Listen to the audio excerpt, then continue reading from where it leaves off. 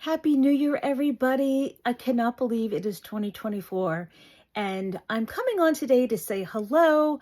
I have not been on YouTube in so long, and I am so sorry. My end of my year was very hectic. I transitioned out of one job into another, and I just needed to wrap my head around my new role. So I unfortunately had to put crafting to the side. But it's a brand new year with brand new goals, and I'm excited to share with you my top 10 things I will or will not be doing in my crafting world this year. And I'm sure some of you can relate. The main reason I'm doing the video is because it sort of holds me accountable. So when I look back and I see these are my goals, I can kind of look back and see areas that worked for me or that I need to improve upon. So that was the purpose for my video. The first thing, my first goal this year that I would love to do is to fall back in love with my Cricut machine. I am an avid scrapbooker, and part of falling back in love with the Cricut is to also scrapbook more. I bought the Cricut so that I could make my own embellishments and titles and all the layers that comes with the fun of scrapbooking. And like many things, I bought it, I played with it. It got challenging at times, so I put it to the side. So now I have to relearn, kind of sit down, spend an hour a week or whatever, and just dive in and open that amazing machine up again. So that's my first goal. Number 2, I am kind of known in my family as the person who knows all the family trees. I know who's born when and who's related to who.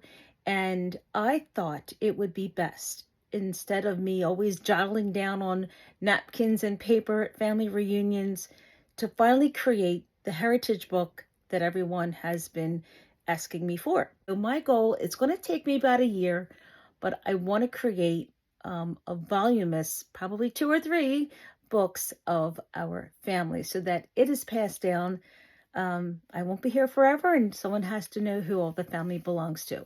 My third goal is to stop reorganizing my craft room. I'm always trying to think, oh, I can better organize this. I'm going to put this here and that there, and this is going to be easier.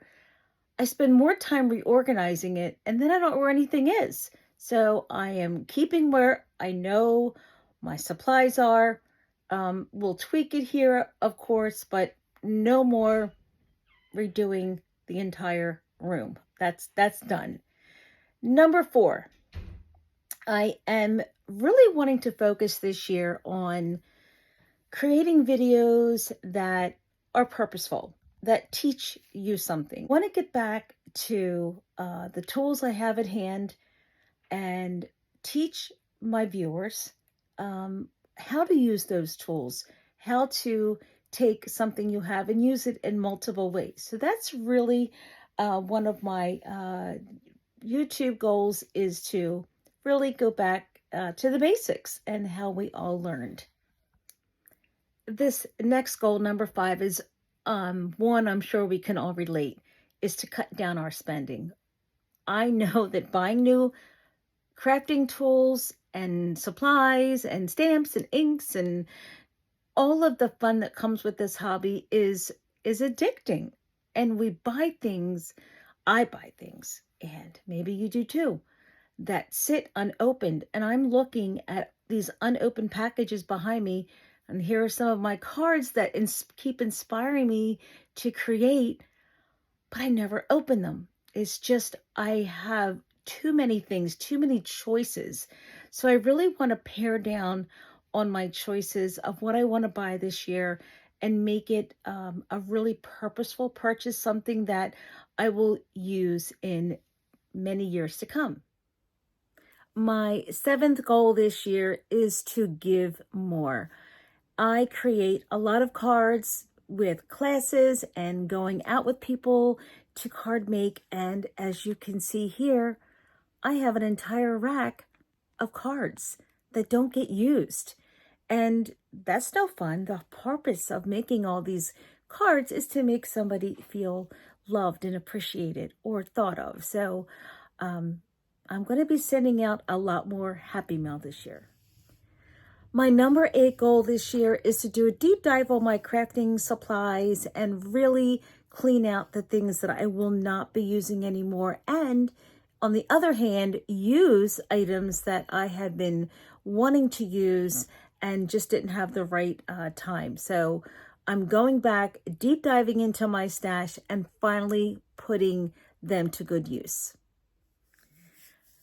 Number 9 on my list is to get better at watercoloring. I have beautiful watercoloring supplies from Altenew, and I want to really get more familiar with them and ways that I can use them much better and stop keeping them in the box. And my last number 10 goal, and I only did 10 because I think that's enough for the first year that I'm doing this, is to really this I will organize are all my Altenew supplies. So as an Altenew educator, I have collected so much over the years and love every one of them. Not one item that I bought from Altenew have I regretted.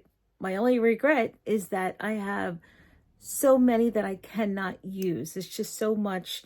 And I want to try to not buy more, but use what I have and really bring out that love I have for Altenew, which is why I became an educator in the first place. So they're my top 10 goals. I would love to hear one or two of yours, and I look forward to creating with you in 2024.